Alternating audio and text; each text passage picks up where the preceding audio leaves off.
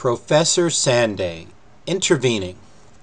Nobody has ever contended that the Peshitta itself was revised, except in the later forms of the version known as the Philoxenian and Harklian, but that it was the product of a revision.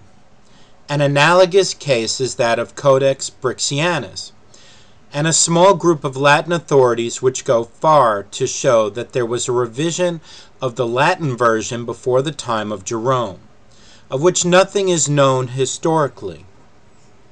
Mr. Bonus. Of course, where everything is in the dark, we can suppose anything.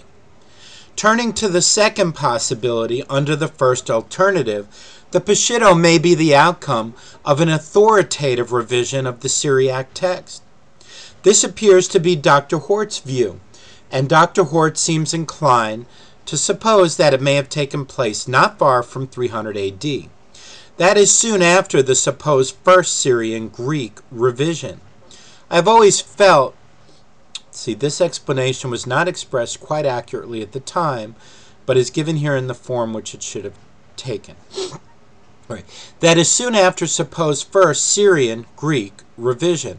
I have always felt that there were at least two formidable objections to this theory, for while fully recognizing the precariousness of arguing from silence, it is certainly hard to understand if such an authoritative revision had taken place at so comparatively late a date, why no notice was taken of it by Syriac writers. Nor is there merely the difficulty of accounting for the silence of Syriac writers as to any such definite revision, but there is the further difficulty, supposing such a revision had been made, of accounting for their silence as to any authoritative removal of old Syriac texts, and the imposition of the revised text on the Syriac churches, and on the supposition of a definite authoritative revision, something of this kind must have taken place. We are told of the removal of Tatian's work and of the Philoxenian revision. Why are we not told of this important change? The argument from silence must no doubt be used with caution, but under the circumstances, a consensus of silence, as someone has phrased it, deserves serious consideration.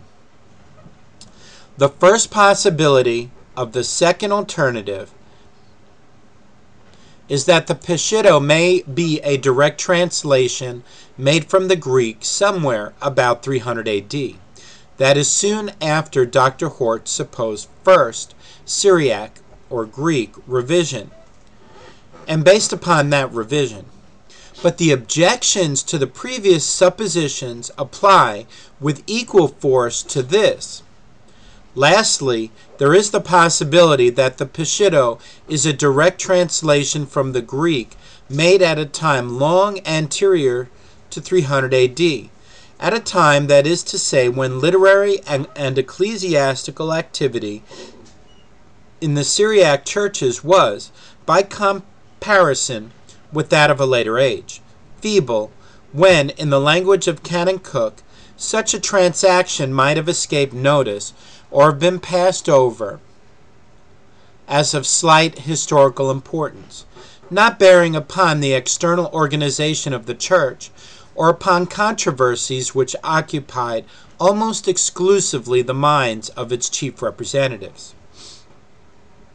In conclusion, the only reasonable interpretation of the evidence, largely negative and inferential, no doubt, seems to be that the Peshitta, whether it were the result of revision or whether it were a direct translation from the Greek, must have come into the existence long before the beginning of the 4th century, scarcely later than the latter half of the 2nd century. But if this were so, the Greek text on which it was based must have existed at or before that date. I may add that I quite admit that texts like those of Lewis or kirtan may have existed in the 2nd century. But even if it were beyond doubt that Aphraides and Tatian used only such texts, that would be no evidence that the Peshitta text did not exist when either of those writers lived. We can merely argue that if the Peshitta then existed, it was not in the proper sense of the word, a Vulgate. All right, the Reverend A.C. Headlam, All Souls, said, I have worked for a considerable time in some small portions of the Bible on textual criticism, and I have always done so, as far as I could, with my eyes open and with a great desire not to be prejudiced in favor of any one theory. But I have found the more I have tested them, the stronger the arguments of Westcott and Hort have seemed to appear. There are certain definite scientific arguments which they used, and I have read writers on the other side, and have tried in vain to find them answered, but I have rarely found them even understood. That is, of course, only giving my own impression. There is one line upon which I am quite unable to follow the arguments, and that is upon the relative dates of the Peshitta and the Kirtonian. Mr. Gwilliam and others constantly asserted that all the arguments were against Westcott and Hort. I have listened with great care to what has been said today, and I particularly asked Mr. Gwilliam for the evidence of the early date of the Peshitta. I saw at once that the evidence he quoted was perfectly useless. He told us his evidence dated back as far as the 5th century, and argued that therefore it must go back to the 2nd, further saying that there was a clear text without any sign of mixture. Upon referring to the earliest texts of the Vulgate, you will find those texts possess hardly any signs of mixture. Mixture means that a text has grown up and had a long history. If in the 5th century there were a considerable number of manuscripts of the Peshitta which agreed in a remarkable manner, that shows almost conclusively that the text must have been derived from one source, which could not have been very remote. A common argument used with regard to the Gospels is that the extraordinary variety of texts which confront us oblige us to throw back the composition of the documents to a very early stage. Mr. Gwilliam's argument compels me to think that the Peshitta must be of a comparatively recent date, and must come from an authoritative edition. I have also listened carefully to Mr. Bonus' argument. It is admitted on both sides that we might go back to the beginning of the 4th century. We want some evidence to connect the Peshitta with an earlier period. If you are going to make that document any evidence at all to overthrow Dr. Hort's conclusions, you must show conclusively that it existed at an earlier period. You cannot overthrow a body of statements built up on a groundwork of facts by mere surmises. That is exactly the position in which we are with regard to the Syriac. I have tried to find any arguments which would tell against Westcott and Hort, and I find that practically Mr. Gwilliam and Mr. Bonus repeat statements which Westcott and Hort would be the very first to admit. I had hoped that the discussion would turn upon further interesting questions which have lately arisen. Dr. Salmon's book on textual criticism brings us to this position. He criticizes Westcott and Hort, but practically accepts the great contention which separates him from Mr. Miller. He accepts in some form or other the Antiochene revision, though, like Professor Sanday and Dr. Hort himself, he does not think it was quite such a formal revision as some of those who attack the theory think. He then tries to find out whether, in certain points, the authority of the Western text cannot be set up. That is really the point at issue before scholars at the present day, whether the Western text does not really contain some considerable element of truth. Personally, I cannot think it does. Various attempts which have been put forward to set up that text have failed almost entirely in the main argument. But this much is true, that occasionally, as it gives independent tradition, it will contain readings which are possibly true, and may help us to correct in certain points the readings of the other group. But it will do so probably as against the traditional text, and not in its favor. That is the conclusion I have arrived at from a careful study of portions of St. Paul's epistles. Here I may add that Dr. Sanday did not refer to the fact that the conclusion we came to with regard to one manuscript, B, was that we ought to be very careful in using it, because it was found that from time to time the manuscript had been exposed, especially in the epistles, to certain corrupt influences.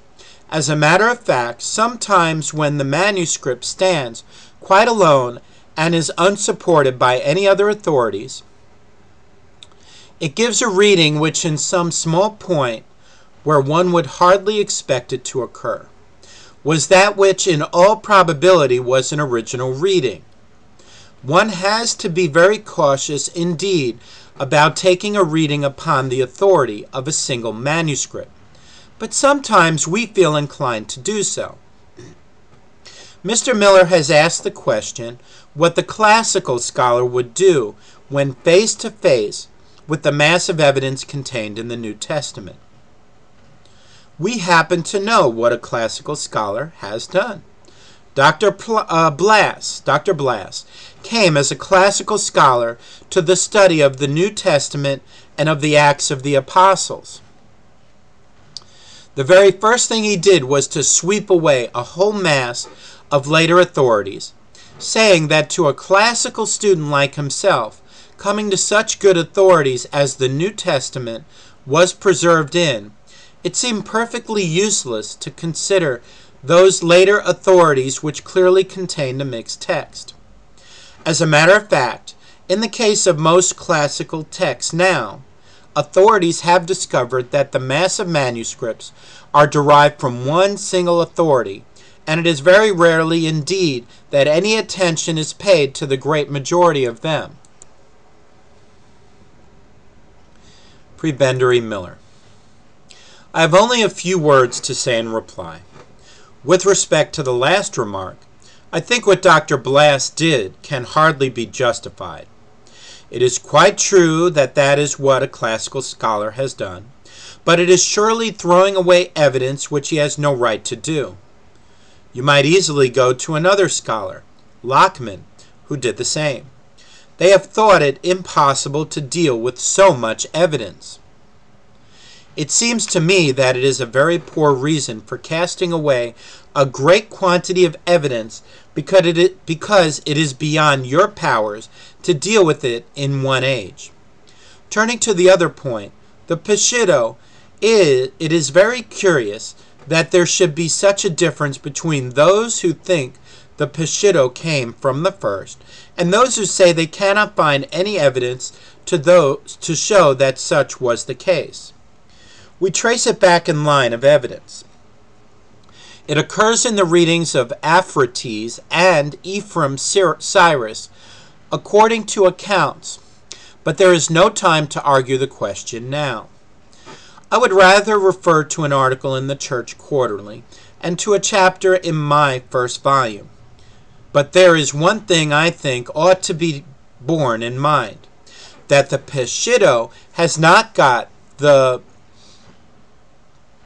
or books once not universally received. What is that? Antilegomena? Or books once not universally received. And that is a very strong reason for supposing that the translation from the Greek took place at a very early date. Indeed, before those books were generally in use. I think I said we hold there was no authoritative revision of the Greek, but that the revision merely grew by itself. With respect to monogenes theos, my views have been put forth in my second volume, to which Dr. Sanday referred. That reading we hold was introduced by Valentinus for heretical purposes, and it is no credit to these manuscripts to bring it forward. Again, he said that history, as it is presented by us, was an afterthought. Let me say that as far as I am concerned, that is in no wise the case. 1. I made an ineffectual attempt in 1882 to review Westcott and Hort's theory mainly from an historical point of view, and the historical part of my textual guide was singled out for special praise by Dean Burgon, whose own arguments have much that is historical in them. There was another difficulty you will all remember in our argument. We were obliged to argue against a great number of scholars, to whose eminence, ability, and knowledge I wish to pay the greatest tribute. Both those volumes are necessarily argumentative. That is not a case where you are so likely to make limitations and look in a wider and more conciliatory way. I hope, therefore, that this consideration will be remembered when any attention is turned to that point. I am very much surprised to find that Dr. Sanday says that conflation is not a process running through the Gospels. It is quite true Westcott and Hort do not actually say so, but there is great prominence given to conflation in their work. I expect Dr. Sanday has been guided very much by his own experience of it, and has come to the conclusion that it does not go very far.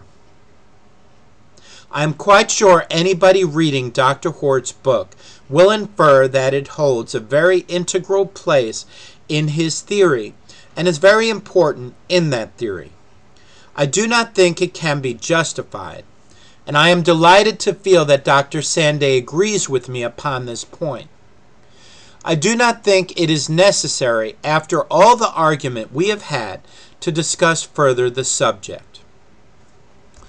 Mr. Miller intended to add more remarks, but was prevented by the inexorable approach of the college dinner hour, which indeed curtailed his reply throughout. Inevitable limits of time hampered all the speakers.